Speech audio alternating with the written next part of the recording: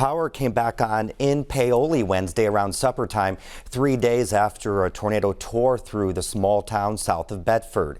Isabella Vesperina and Ella Miller visited with residents early this week as the community began recovery efforts. Many poles and trees fell on houses, trailers, and buildings. Crews from the Indiana Municipal Power Agency are working with local electricians to install new power lines and poles. It's going to be a really expensive fix, but we'll weather through it and get everything back up and running, and small communities pull together and make miracles happen. There were no casualties.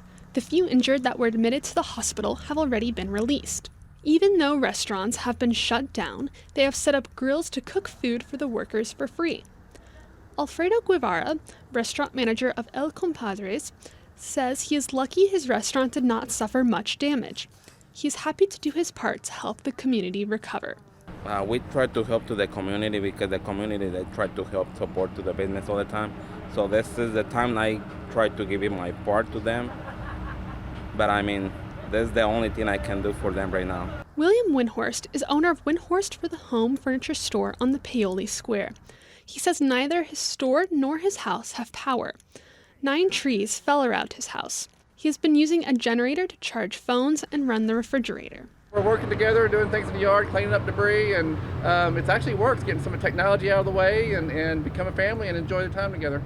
Windhorst is concerned about keeping his store closed for a few days because he's not earning any money to pay his employees. During that whole time, I don't have any customers coming in. I have no money coming in whatsoever. So immediately, I'm trying to get the damage fixed and repaired, and I'm hoping that customers come back in and support the local vendors and local merchants to help recover some of those lost incomes.